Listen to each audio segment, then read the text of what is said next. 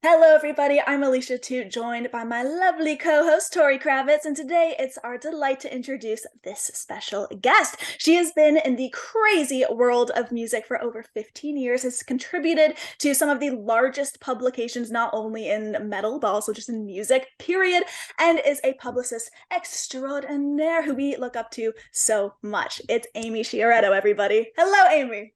My God, what an intro. I feel like what Ah. I'm blushing. We mean every Such an word. honor. I It know. really I love it. is. Thank you. You're so kind.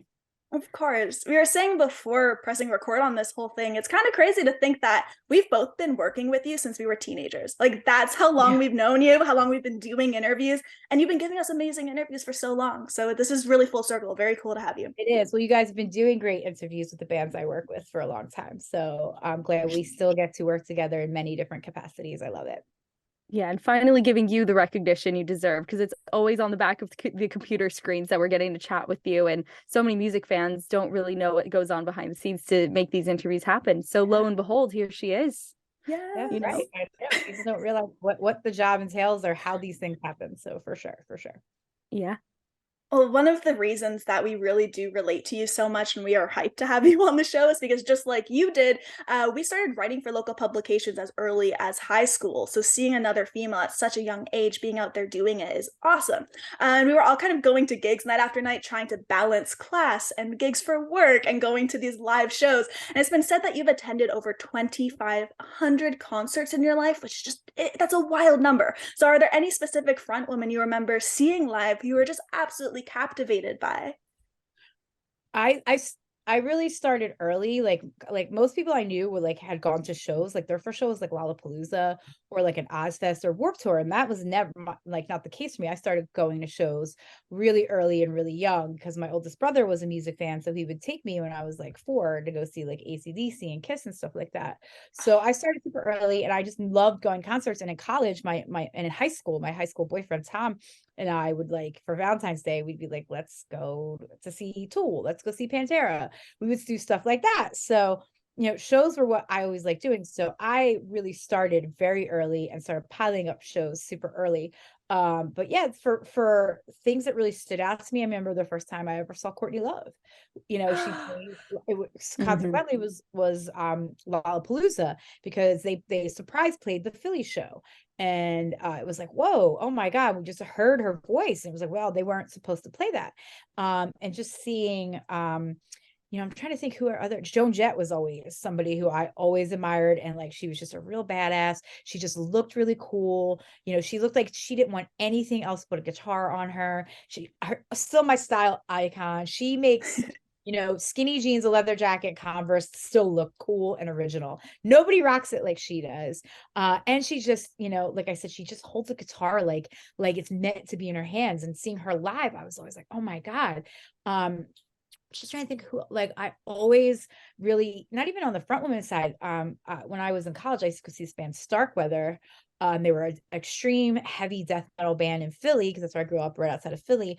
And the bassist of the band was this girl Michelle, and my friend, the singer Rennie, became really still one of my closest friends. And I just remember always seeing her and being like, "Wow, a girl is playing this really brutally heavy music," and just looking up to her and being like, "Wow." I eventually became friends with her as well through the band. And I just look at, I'm trying to think who else just always stuck out. Like Joan Jett was always Pat Benatar. I always thought was amazing. She just like, I would go see her when I got like in years later when she was like, just doing some like acoustic stuff or whatever. She just always looked like on stage and holding a microphone and rocking out, looked like it was her calling. So it was kind of like that generation that really, really inspired me. Like you think women can really actually do this because music business is really a boys club. And a lot of it about it is a boys club and not just on stage. It's like what goes on in the periphery and then the back end is that too. So I don't know, did I roundabout answer the question? We totally got a lot of bitch and rock and rollers in there, so definitely Yeah. answered it. Yeah, for sure. Yeah.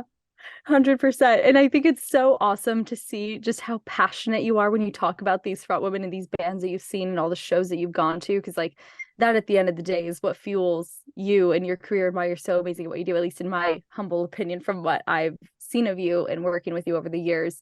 But as Alicia had said, 15 years of experience contributing to Krang, AP, Spin, Disciple, as well as working with some amazing artists, including some of our favorite female icons, The Pretty Reckless, Hailstorm. So as somebody who is marketing artists to the press for your company, Atom Splitter PR, why do you think the term female fronted is a buzzword, or why you were saying, you know, heavy music, it's so shocking to see these artists playing this kind of music? And do you think that kind of a buzzword is beneficial or more of a hindrance when it comes to creating more equity for women in the genre?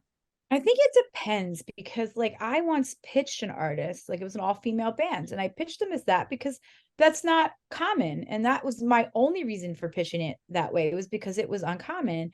And a writer was like, well, why do you have to refer to it as like female fronted or all female? But that's a fact. It wasn't really like it wasn't meant to be political. It was just a fact. Like it's all women in a genre where you don't see all female bands. And I thought that was kind of like a strange reaction to it, but I understood it as well. And like she was trying to be like, hey, just pitch them because they're awesome. But I said, like in this day and age, you always have to have an angle, always have to have something that stands out, because people are getting pitched tons and tons of artists. Well, here's just something interesting about the band, and that can inspire some talking points in a good conversation. That's how I look at it. So, and I think female fronted, I think like that was probably like 6 or 7 years ago. But today, because of how, there's so much fluidity and so much, the way people talk about gender is changing. I think now when you talk about it, it is important too, because there's people who've been, rocking out for a really long time and are fighting to get recognition or get visibility, or to be able to, get to the next step. And there's always hurdles when you're doing that, but sometimes there are extra hurdles when you're a woman. I mean, it's just, it is what it is. I mean, you only have to pick up a history book to know that. That's not anything that's new or shocking to people. It's always a little bit harder when you're a woman. And I experienced that a lot in just in my career. Nothing too crazy, just the stuff that anybody, I think, doing the same thing was experiencing. But I think female fronted, I think that's important to say, because it's just, it's something different, and it's something that isn't always expected, or because it's a genre is very male dominated. And that's I'm not saying it's a bad thing. It just is what it is. Yeah. And you know what? I really want to touch on that point. It's so much insight there to unpack, but the way you're saying that there are people who are challenging the term female fronted and saying that it's not empowering, or why do you feel it's necessary? So why do you think there are certain people who may feel that it's disempowering, and how do you think we could change the narrative to make that like it's okay, like we are standing out? Right. I think like you could go down a really deep rabbit hole of discussions there, because some people look at, when you talk about gender versus sex, you know what I mean, which gender is cultural and social and external, whereas sex is biological. So but I do think that I think some people who shy away from it might be just shy, like not like to put it in those terms, male or female, because there is so much fluidity now. You look at, Mina from Life of Agony as the front woman, the band, that's how she lives her life. And, that we should respect her and speak to her that way, and speak about her that way. But I also think that saying it about anybody else who's female shouldn't be bad, shouldn't be discouraged. I think it's really good for clarity, especially when you're talking to the media. And I think it's really good just for women, like I said, because women have been fighting these battles for so long, to be seen, to be visible, to be at the forefront, to fight against, the stereotypes and all these other things, because it is, people think rock music is a very male dominated genre. Yes, that's how it looks on the surface if you're not going a little deeper. But I do think it's important to say that, because it's not as common as people think, and like I said, some people prefer not to categorize things as much. I think for clarity and communication purposes, it's perfectly fine. It's interesting too, because both of you obviously are in the world of being publicists. Meanwhile, I just happen to write you guys a lot on the other end. So you think as well, a lot of it just comes down to respect and what the client wants. Because I feel like at the end of the day, that's a big part too. Yeah, of course, always. And it's like, I have clients, female clients that are totally okay you know, with if male publications want to cover them, and some are like, no, I'd rather not be in that, but some are. It's whatever the artist is comfortable with. That's what this whole job is, always making sure, because you're walking that fine line between balancing out the client's needs and protecting and serving the client, but also serving the media as well. Because, you know, I don't view any relationships with the media as adversarial ever. Some people do. I don't. Why would it? We have to work together. And it's like, let's work together to tell the best story, you know, and that's making sure too that the artist, you know, is comfortably represented, is comfortable in how they're, you know, that's why I was asking, how do you want to be featured in these publications? No, it's just good to know that going into it, because you don't want to pitch something and get a yes, and then be told, oh wait, I don't want to do that. So, and it's never for like, never for negative reasons. It just might be like, hey, a certain artist doesn't want to be featured in this kind of publication or not. And some of them are like, yeah, let's, you know, they're like, we know a lot of fans are rock fans are male. Let's go to that demographic. So, you know, that spotlight women, you know, so. Mm-hmm. Well, what's been fun for us to kind of see over the years is how you went from being paid literally $5 per review as a teenager to now having the incredible roster that's on Adam Slater PR. So for those watching, I mean, we work with our fair share of publicists who either don't reply at all or kind of beat around the bush or say it's a yes, but it's really a no when it comes to approving these media requests. But when it comes to you have always been so honest yet friendly with your replies. There's no bullshit, there's no dilly-dally, and that's appreciated so much from the media stance, because then we're not left waiting. We know what's going on, and we're informed, you know. So I'd love to know, do you have any publicist or music industry pet peeves or no-nos, or things you see and you think, man, I would never do this? Well, like a lot of times it's true. I tell people, I'm like, listen, somebody I work with for a long time, like you guys, like my answer would always be yes. But sometimes I'm an artist who's like, I'm not doing anything right now. Like there's certain artists I have that like, I'm keeping my mystique up, or I'm keeping my access not at all. Like, and that's something where it's like, okay, you know, if I can make something happen, I will. But a lot of times you're just like, hey, like this person isn't doing press right now. But you know, I always try to be honest with people. Like there are certain things like I'll fight for it, or I'll push for things if I can, even if the artist isn't doing press, is off cycle, they're doing limited press, or I'm like, hey, like we have a pile of requests. We'll put you in the queue and we'll work towards it. Like I said, like it's never me just saying no, just say no or not reply. I always tell the people who work with me and for me, our policy is not to not reply, because that's like, you know, that's just, I'm not like, and a lot of times it doesn't really serve you well, because you say, hey, thanks for the request, sorry, I can't accommodate. Okay, well, why not? And it's like, well, listen, but I said no, and that's the period to the end of the sentence. Like I responded to you. I'm sure that there's 50 other publicists that you asked for a photo pass that didn't even bother to reply. So sometimes that, like, or if I say, hey, I don't handle a band anymore, at least I replied to tell you that. When people respond, well, who does? Well, you know what? Say your last job, I'm just throwing this out there. You worked at Target. You don't work there anymore. Who's doing the Sunday shift? You don't know, right? So I don't really keep tabs. That's a great point. Yeah, like I'm not a switchboard over here. Like I already get 1,000 emails a day. So in order for me to get, sometimes I'm really quick. I'm like, hey, sorry, I can't do it, but because I have a million other ones to get to, I'd rather reply than not reply. But that's a pet peeve when people are like, don't take no for an answer, or it doesn't end at one email. And then there are some people who reply 4 or 5 times. Hey, if I say I don't do press in the UK, I'm sorry, I only represent the band in the US. And some people are like, well, can I get on your mailing list anyway? And I say, yes, but I can't get you into shows. I can't set up interviews, because there's somebody else who that's their job and their domain. Just as I don't want them telling a US media what a band's availability or yes or no is, I can't do that to them either. It's just a respect thing. However, like I say, hey, I don't handle the band. We're a US based firm. We don't handle this, or we can't do your requests for the UK. We are US based. And then they'll like write back 4 or 5 times. Who is it then? Why can't you forward it? Like, that's not how it works. Like I forwarded it along to the person. I can't engage in like 18 emails about this.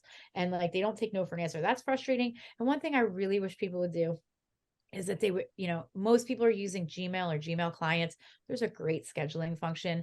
Schedule the email so it hits my inbox. If it's not something that has to be done on the weekend because it's an interview, because I can't turn off notifications, because chances are there's a photo shoot happening, a photo pass, a show, something going on, a press release, it needs edits that I can't ignore on a Saturday or a Sunday. So I have to keep notifications on my phone. However, when you're going to send me a photo pass request for a show in February, please don't send it on a Saturday or Sunday. The Google schedule function, you can schedule that to go out at 8 o'clock or 1 o'clock or anytime that you want. That's how I respond to emails all weekend long out of my inbox, and I schedule them to land at 8 a.m. on a Monday morning. That's the biggest pet peeve that there is. And asking for a show 6 months out. I don't even have like, what's today? The 13th. I don't even have shows from the 12th situated yet. So don't ask me about February. And people are like, oh, I just wanted to reserve a spot. I'm like, listen, you could ask me before the band ever even forms for a photo pass, and it doesn't put you to the front of the line. It has to be like what the protocol is, how many requests we have for the show, what the band's personal preferences are, what the venue is allowing, blah, blah, blah. And it's just like, that's where I get frustrated. Just use the scheduler, please. Because it's in there. Like I use it all day. It's the best. It really is the best function, I think, because it's just frustrating. Like I said, when people, just send it to get it over. Oh, you'll check it on Monday. I still got the notification. I still see it in my inbox. Because if I have a certain amount of emails in my inbox, it drives me crazy looking at them. So it's just an OCD thing. But I just tell people like if I was nice enough to respond, but hit me back for like 10, 12 questions, like, it's just like, I can't answer those all day. That's not my job, and if you found me, chances are you could just Google and you'll find whoever the UK publicist is. Yeah. Cause I get that a lot. And then people like, if you don't respond to it, I just forward it to the manager, just to keep the flow going. A lot of times they'll write back, hey, haven't heard back from you on this. And it's like, all you gotta do is look at our website and you'll see they're based in New Jersey. Like we don't handle UK shows or German shows or wherever, or, so that's a frustration. I think So my basically favorite the moral of the story is just everyone needs to have more chill, essentially. Yes.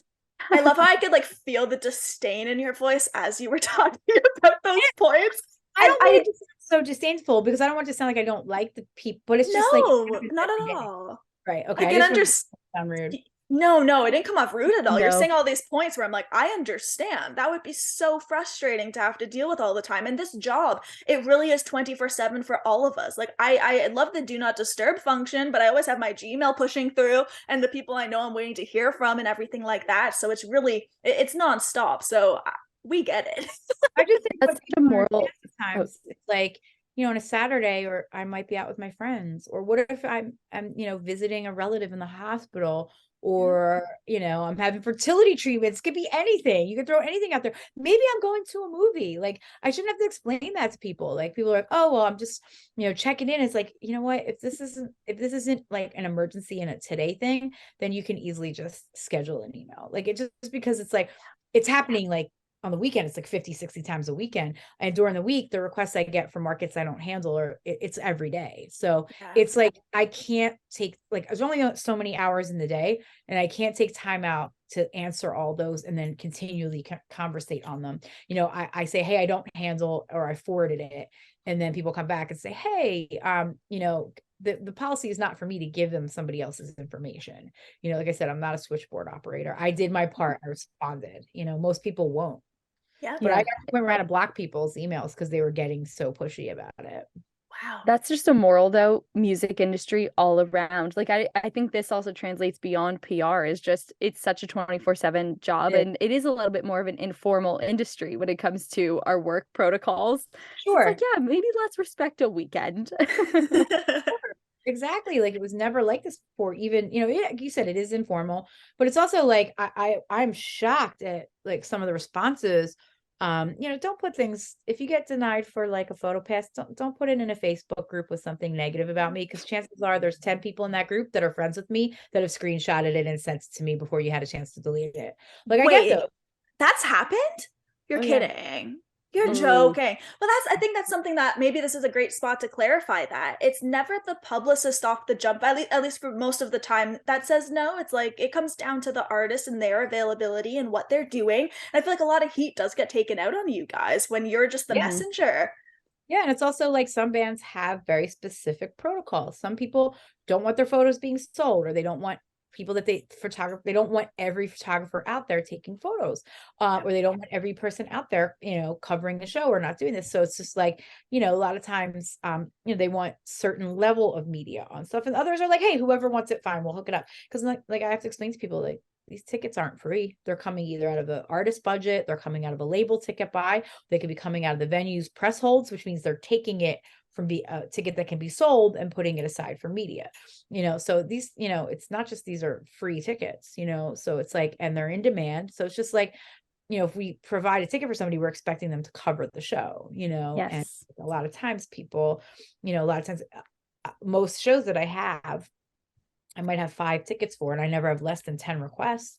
So I can't do +1s. They're the first thing that gets cut because we don't have the space, and that's just like a logistical thing, and if we have 10 requests, we have to kind of prioritize, who hasn't covered the band yet, who's doing a big review or who's doing a big feature. It's like all that stuff goes into it. It's not just like I get the request, no, because I feel like saying no. If I had unlimited tickets, I'd hook everybody up.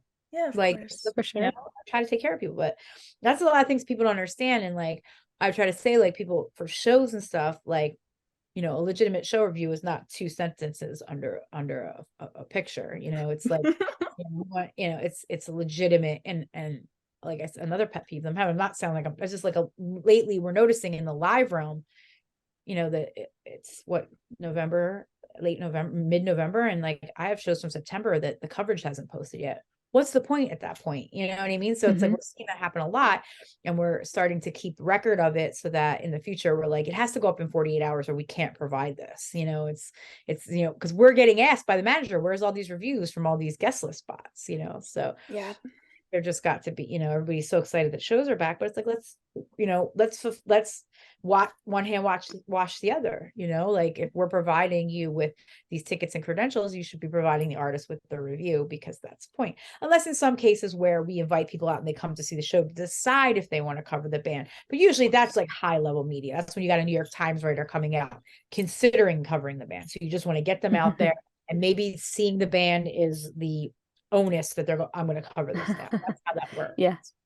Dude, such great advice for press etiquette and some interesting stories here.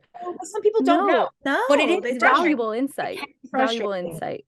And I always tell people, like, when they request too early for a show, I say, hey, 7 to 10 days is the protocol. And then most people respect that because they didn't know. They're like, thanks for telling me. Then there's repeat serial offenders who are just, want what they want when they want it. So that's the part that can be a little frustrating. And I'm not trashing people. I'm just saying, like, they're, just think sometimes. And some people think, I've had people message me on like a Sunday, say, hey, I want to go to this show tonight. Well, that is not just me texting somebody and boom, you get on the list. That's not how it works.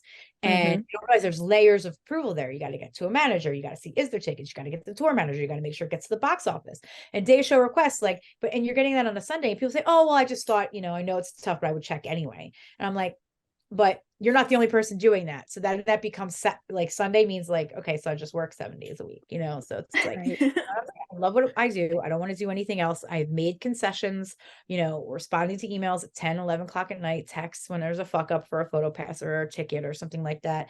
I handle that. I do that, but it's also like, it has to go both ways. Yeah, no, you are legend status when it comes to making sure that press is taken care of. And I think it is important to clarify, you put so much love into what you do. And that's why we were so stoked to sit down and talk to you. Yeah, so I know that you say everything with the best intentions. Yeah, of course. I would never. It's like, I never want anybody to feel bad. I never want anybody to be scared of me. Of course not. But it's also like, just put a little common sense into it, thinking like, oh, I'm the only person sending this email today. Well, look at our roster. You're not the only person sending an email today. Yep. I think you could be out doing something.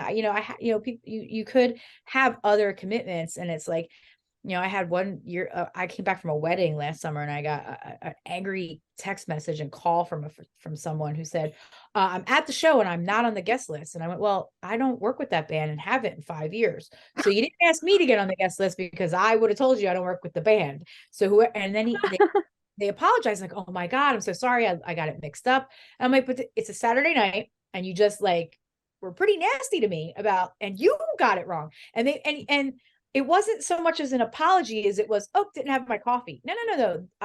You should have said sorry because you just came at me and you didn't have the correct information. And I'm just cool about it. I was nice about it. Whereas a lot of other people in my position would have been like, you know what, fuck you. Please don't ever reach out to me again, because you like snapped at me for something I didn't even do. I don't represent the band and you weren't contacting the right person. That's definitely an apology, not a oops, Yeah, that's some blacklisting and I never behavior. Really, unless somebody makes an artist uncomfortable or is does something that's blacklistable, we don't do that. We just try to teach people, hey, here's how this works, and just have a little common sense about it. But there are people who do shit out there where you're like, I can't work with you anymore. Moral of the story is have more respect and more chill. That's what it all comes down to. More chill. That's it. Just more chill. Like, relax. I know you're excited. We're excited you're excited about this festival. but it's not till next year, and I don't have a protocol yet. So Yes, more chill. yes. Well, let's also move along. We have a repeating segment here on She's with the Band, and it is our most jaw-dropping segment. So we have 4 questions we ask every guest, and now you're in the hot seat, Amy. Are you ready? No, can I handle it? Let me check. All right, guys. We're about to find out. It's now or never. All So right. first one here. What is the most jaw-dropping experience you've had at a show? At a show. Now, is this okay? I'm sorry that I have to come back with a question, but is this working the show, or just seeing something in the crowd, or could it be because I can tell you the most jaw-dropping thing I've ever seen at a show. I was there, I think just I had a band open. I wasn't really I mean, I was working, but not. But is this something like something crazy I saw a fan do? I'm already intrigued, so please. I mean, yeah, I don't even have to think twice about this because I tell people this story all the time. Okay. This is the one then. I was at a Chiodo show, and it was at I think it's now called the Palladium Times Square, but it was called the Nokia Theater, the Best Buy Theater. It went through all these different names. And I was at and it was I think was Craig back in the band or something. I don't remember what the deal was, but it was a Chiodo show, packed in there. I was up in the VIP balcony watching, and there was this guy. I don't know how he got up there. He was definitely on something. He was rocking out super hard, like hanging over the side of the balcony, screaming every lyric, finger pointing the whole time. You see that often. What he did was rocked out so hard, he flipped over the balcony, landed on the floor below. I was like, oh my God. And barely anybody noticed that he fell. I was like, is this guy dead? Should I go down there and try to help him? What is going on here? Oh my God. He got swallowed up by the crowd in the pit. So I was like, no. what the fuck just happened? And then 10 minutes later, he comes back up the steps, survived the fall, rocking out just as hard as he was before, and went and did it again, fell over again. And it was not like he was not falling over like as part of his routine. He was rocking so hard that whatever he was on and however much he loves Chiodos really made him go over the balcony twice. And I was like, that guy's got 9 lives. It was, yeah, he was, wow. That's some strong stuff. Like a cartoon. It doesn't sound like a real thing that's happened. I don't know how he survived, because I was like, he did it once and landed on his head. And I was like, okay, the crowd swallowed him up. And then I was like, when I saw him again, I went, oh my God, this guy is like a miracle. And then he did it again. I love rocking out of shows. I love a lot of bands. I'm not going over a balcony for anybody, because you could die. It's dangerous. Right. You could hurt somebody below you. That scared the shit out of me. So I was like, what? I don't know. He had to be on something, and just because it was just like, you don't survive something like that and then get up. So, and the music was definitely, I think, like made him maybe feel immune or something. I don't know. It was crazy. Wow. Chiodos will do that to you, Yes. Yeah. Adrenaline and the energy. Yes. But I was like, okay, okay. Thank God you survived. I was happy to see him, because I was like, there's no way you survived that. He did. So. What I love about that answer is that it truly was jaw-dropping. Like both Tori and I went, what? I know. I actually made our jaws drop. I think my jaw telling it, and I witnessed it in front of my face. So. Wow. Well, next up, it's about the most jaw-dropping misstep early in your career and the lesson that you happened to learn from it. What comes to mind? Something I did, a misstep I did. Mm-hmm. Yeah, just earlier in your career that you maybe learned from. It was just youth. There's a few things I wouldn't say. Sometimes I think everybody crosses boundaries sometimes, and that just happens. It's just life, and you learn from it, and you have good experiences, and you take the good away from it, and you take the life lesson from it. But professionally, like, I think I got really mad at somebody, and I snapped at them and yelled at them in a way I never would. I was just, my emotions and my temper got the best of me, and I expressed it, and I shouldn't have done that. And I apologized to the person like a year after it had happened, after I had apologized surfacely, but I really apologized a year later to their face, because I was like, I wouldn't talk to somebody like that. I wouldn't like being talked to like that. And I'm sorry I did that. And I think it was just youth, and I'd been working on something for a long time, and somebody did something and kind of pulled the plug on it. And I was like, wow, like I had made strides on something, and it all went to shit because of it. And it was like a big misunderstanding. So, and it's the lesson learned was like, just learn to hold back for a minute, like learn to step back and assess it. Don't use emotions and to assess something, like really get, never, they always say, after something happens, don't do something drastic, like cut your hair or make a big life decision. And that's always true. You have to put a little bit, just let it cycle through your brain, because you're never going to think of, you're going to wake up the next day and be like, what the hell? So yeah, it's like, fuck. Yeah. What did I do? Yes, exactly. So just like assess something before you let your temper or emotions get the best of you, for sure. Yeah. Great advice. Solid advice too for an industry where we are all very passionate folk with a lot of Yeah. feelings. Oh That's my why God, we're Yeah. I've been yelled at on a ways where I was like, wow, did that just happen? And I just learned to like try to just not, not take it personally, or unless somebody crosses a line, then I'm just like, Right. okay, no more. So Of course, us ladies also do have to stand up for ourselves in the right moments. So yeah, totally. Always. Yes. And next one we have here for you, most jaw-dropping female artists that you'd love to work with. I feel like you kind of answered this one a little bit, but this is your moment. Where's your next potential client? Oh, so what female artists would I like to work with? Yeah. Oh gosh, like I always say this, and it's not even a rock artist, because I work with and have worked with the best, I think, females in rock. Working with Taylor for several years, 3 years now. I worked with Lizzie Hale from Hailstorm for 3 years. She's just, the both of them. You just sit there and you root for them. You want, because they live it. There's nothing, there's nothing fabricated about what either one of them does. They both live this, and they're real. And that's really great. And that's why they both are so successful, because they're real. It's not, they're not faking any of it. But I've always said, just because I've always been a big fan, is that, and I know I would never get to work with her because she's so mainstream, but is Lady Gaga. I just love her. She's Italian like I am. I think she's just got such a warmth to her, and she's so talented. Like, I think that, that Born This Way was the best pop record of the decade when she put it out. I haven't really loved anything since, but I just think that I just feel she's very legit. I've always thought she's awesome. I think, I think she pays homage to rock music a lot. I remember she doesn't just wear the Iron Maiden shirt like Kendall Jenner does. She probably can actually tell you the catalog. So Yeah. that's what I love about her. I just think she's amazing. Awesome pick. I love how it was so she is very eclectic rock and too. roll. She's a rock and roll pop artist. So I feel like absolutely. through and through. Yeah, she's definitely, there's a lot of realness there. Mm-hmm. All right, well, this next one is the last one, alas, but I'm really excited to hear where you go with it. Most jaw-dropping misconception about yourself that you wish people understood. Oh, goodness. We're diving deep now. I know, that would make me have to think about what people have said or think. I guess I would say that people think that I just do rock music, and that's the majority of what we do as a company. But we have an amazing hip hop artist on our roster, Hobson. ICP is hip hop, but we also have done a lot of work, to help a lot of clients with just crises that happen. And it's just about protecting their image. It's not, and I always tell people, this is more like of a publicity thing. Like, doing press and doing publicity is not scheduling interviews and setting up, tickets and press. That's like the public relations is the tree, and that publicity and interviews and guest lists and photo passes and show coverage. That is just one branch of the tree. Publicity is the interviews you don't, public relations is the interviews you don't do. It's the stuff that you decline. It's the image that you cultivate. It's the perception that you put out there. It's the protection of that perception. It's a very, very psychological and sociological, cultural job as well. It's like, sometimes I have an artist who's like, you know what, I've done everything and I'm only doing this, this, and this.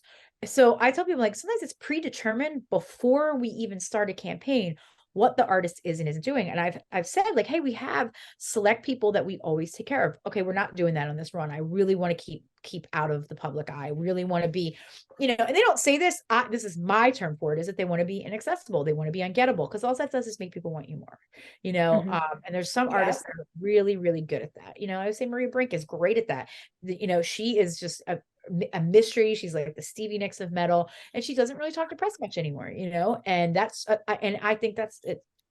I understand why. And when, before you go into campaign with an artist like that, you talk about what we're doing, and it's with the manager, it's the labels, product manager. So people don't think that, the decision, yes, is up to the publicist, but it's the publicist who's going to make the case for, should we go, here's what we have, our predetermined protocol, what we're doing. Okay, we got this request. Should we push it through? Here's why I think we should do it, even though it goes against, what we're trying to achieve on this record or something. Or just people don't realize that, that all the things that we do are not just, it's, I used to see this one person always posting online saying, oh, if a publicist turns down your interview, they're not doing their job. Well, if I go into a campaign with an artist saying, I'm not doing any press, I'm only doing this, this, and this, So if I turn down an interview, isn't that me doing my job? Right. Like, so Yeah, of course. unless you sat in on that meeting where we decided what protocol was for this campaign, don't go telling people that, because then they come at you and they're like, well, you're not doing your job if you turn it. And I had that thrown back at me and I was like, well, who were you talking to? Because I'm pretty sure.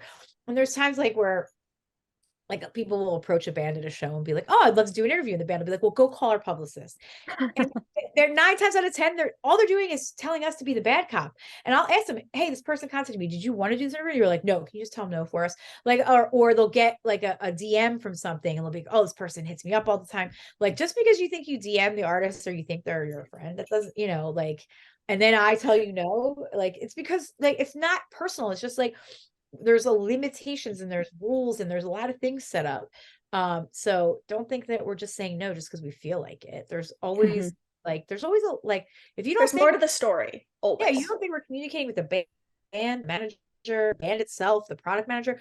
This is not like, so when you send a request and I say no and it gets forwarded back to me, when you ask somebody else, acting like you never spoke to me, and then I'm like, hey, did we already talk about this yesterday? I've had that happen a few times. Oh, I forgot. Really? You forgot within 24 hours that I told you no? Okay. All right. I send out a lot of emails. Okay, cool. But that happens. And just like, don't assume that people aren't like, we're not all in communication with each other. That's part of the job. It's communication. So God, I hope I'm not that behavior. Because I'm not. No, I feel like you're really setting the record straight in terms of the misconceptions that come with the job, because I'm on the other side, like I mentioned before, of what you two do, but you can see those ins and outs and you can see some of the, I have a lot of friends who do what you do and you've heard these stories and it's like, you guys get a lot of shit for no reason. So I think you're just setting the record straight and telling people this is why we do it this way. This is why things are handled this way. And I'm really glad that we were able to have you on to kind of shed that light and tell everyone, hey, I'm not hating. I'm just telling people like, hey, here's how it works. Years ago, and I'm not kidding, years ago, somebody requested a photo pass for Chelsea Grin at Warped Tour. And I said, hey, that's not up to me. I'm sorry. I can't put you on the ban list to shoot. You have to go through the festival to get your approval. And the girl who did this responded, put my email response to her, which was professional as could be, put it without my permission, put it in a Facebook group, and then said, she's a destroyer of hopes and dreams. So sometimes that's a joke that I said, really, like by me telling you the rules, I'm destroying hopes and dreams. Like I just gave you information. I just gave you a professional heads up. I would call that, I just told you how to go about it, Yeah, you were like actually guiding her on how to get the pass. Clearly she didn't understand that prior. Yeah, and I do think that title needs to go in your Instagram bio now, though, and maybe your email signature. Please. Yeah, like, I'm sorry, I just can't do that. Like, it's not up to me. I'm following other people's rules, and so what am I supposed to do? Like, fuck with Warped Tour and then get in trouble or get my band in trouble? Sorry, I can't do that. Yeah. It's just, people don't understand how it works. I took the time to tell her how it works and still got trashed. So like I said, that's why when people think that stuff doesn't get back to me, oh, it does. And it's like, and I was nothing but nice and professional. I wasn't like, hey, no, fuck off. That's not what I did. But to put that in a group is basically saying, oh, fuck off to me. And it's shitty. It's really shitty, because I don't know if you do that to a customer at Walmart or Target or a restaurant or at Microsoft, I'm pretty sure you're going to get your notice. So yeah, I wish I knew that story ahead of this interview, because I would have introed you as destroyer of dreams, but it's just too late. Man, maybe next time. It sounds like a good metal song too. So definitely. No, but I really do respect, there have been publicists within my career as an interviewer who have, like you do, showed me the way, said, hey, maybe don't do that again next time, do it this way. And I think the right journalists that take that feedback from publicists can go very far. So yeah, I'm grateful to you. Yeah. I like working with good people, and I always say I'm nice to everybody until they give me a reason not to be. It's somebody's sister, somebody's daughter, somebody's friend, I don't believe in being rude to people unless they give you a reason to. And it's like when you say no to somebody and that's not the end of this conversation, it's just like, wow, that's called being a punisher. And you'll hear me say that word 1,000 times in a conversation or on Facebook, Instagram. Don't be a punisher. Like, just don't punish people like that. Like, just read the room, just have some professional decorum. People that think is so true. It's fun, it's informal, but it also is a profession. Yeah, it's awesome and cool. I don't want to do anything else. I get to work with the best bands out there, and I get to work with great people such as yourself. And it's like, let's be able to keep doing that. But also, like, it doesn't mean you should be able to not have any professionalism either. Yes. Agreed. Dude, being a punisher is one thing where it's make or break in the music industry. It's like, just be professional, be chill. Once somebody knows you're a punisher, they know. It's and like, oh, everyone will know. So yeah. Punisher is like, you don't even need to know exactly what it is. You just know it when you see it. You know it when you get the email, plural. So good. So good. Man. All right. No, it was so much fun having you on. So genuinely, thank you so much for taking the time and just I'm going. so glad you got asked.